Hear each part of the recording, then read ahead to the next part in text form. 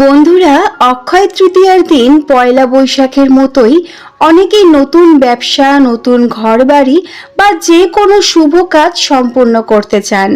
এই দিন যদি মা লক্ষ্মী বা গণেশ ঠাকুরকে সন্তুষ্ট করা যায়, তাহলে তাদের কৃপা সারা বছর লাভ করা যায়। আজকের ভিডিওতে সেই রকমই কিছু উপায় বা টোটকা নিয়ে কথা বলবো, যা করতে পারলে আপনার আজীবনকাল অর্থের অভাব থাকবে না। তাই স্কিপ না করে সম্পূর্ণ ভিডিওটি মনোযোগ সহকারে দেখবেন। নমস্কার বন্ধুরা, আমি সুমিতা, বেঙ্গলি সনাতন কথা চ্যানেলের পক্ষ থেকে সবাইকে জানাই স্বাগত।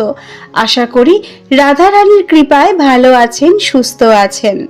বন্ধুরা, আমরা সকলেই চাই যে আমাদের জীবনে সুখ শান্তি অক্ষয় থাকুক, সংসারে কখনো যেন অভাব অনটন না আসে। জীবনে টাকা পয়সা ও সংসারে সুখ সমৃদ্ধি বৃদ্ধির জন্য কিছু সহজ টোটকা আজকে আলোচনা করব। এই দিনটি খুবই গুরুত্বপূর্ণ, তাই আগামী 10ই মে শুক্রবার অক্ষয় তৃতীয়ার দিন এই সহজ কাজগুলি করে বাড়িতে সুখ সমৃদ্ধি অক্ষয় করুন। তাহলে চলুন দেখে নিই কি সেই সহজ উপায়গুলি। বন্ধুরা, মাতা লক্ষ্মী দেবীর কৃপা পেতে হলে অক্ষয় তৃতীয়ার দিন রূপো দিয়ে তৈরি একটি কচ্ছপের মূর্তি বাড়িতে যদি কিনে আনতে পারেন খুবই শুভ, এবং সেই কচ্ছপের মূর্তিটি ঠাকুর ঘরে মা লক্ষ্মীর আসনে বসিয়ে পুজো করবেন। এছাড়াও বন্ধুরা, এই অক্ষয় তৃতীয়ার শুভ দিনে মাত্র 25 টাকা মূল্যের একটি কচ্ছপের মূর্তির আংটি আপনি যদি পরতে পারেন, তা ভীষণই শুভ আপনার জন্য। এই আংটি তর্জনী বা মধ্যমায় দুধ ও গঙ্গা জল দিয়ে ধুয়ে শোধন করে পড়তে হবে। মনে করা হয় এই দিন বিষ্ণুর কুর্ম অবতার স্বরূপ কচ্ছপের মূর্তির আংটি পরলে কোনোদিন অর্থের অভাব হয় না সেই ব্যক্তির। অক্ষয় তৃতীয়ার দিন আপনি যদি 3 ধাতুর আংটি, যেমন সোনা, রূপো, তামা দিয়ে তৈরি এই ধরনের আংটি ধারণ করতে পারেন, এই আংটিটি ধারণ করলে যেমন একাধারে অর্থপ্রাপ্তির যোগ ঘটে, তার পাশাপাশি বন্ধুরা এই সামান্য আংটিটি আপনি যদি ধারণ করতে পারেন, তাহলে সারা বছর যারা খুবই রোগ জ্বালায় ভোগেন এমন মানুষ আছেন, তারা সহজেই কিন্তু রোগ জ্বালায় আর পড়বেন না, সারাটা বছর নিরোগ ও সতেজ থাকবেন।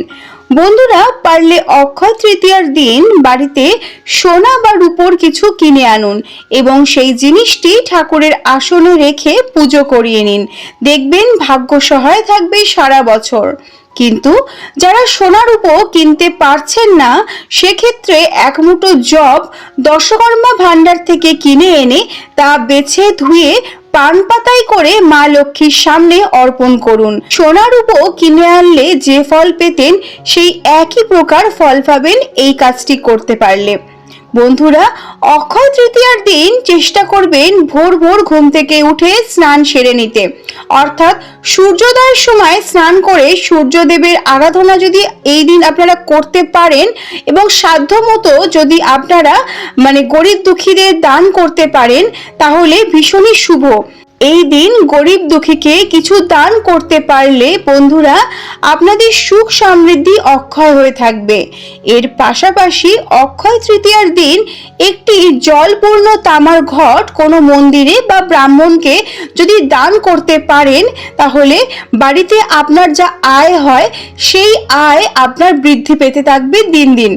বন্ধুরা, অক্ষয় তৃতীয়ার দিন বাড়িতে যদি শ্রীকৃষ্ণের ছবি বা মূর্তি থেকে থাকে, তাহলে তার পায়ে চন্দনের ফোঁটা দেবেন এবং 2টি তুলসী পাতা অর্পণ করবেন।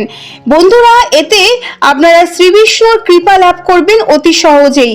আর যেখানে বিষ্ণুর কৃপা সেখানে মা লক্ষ্মীর সমাবেশ, এটা তো অবশ্যম্ভাবী।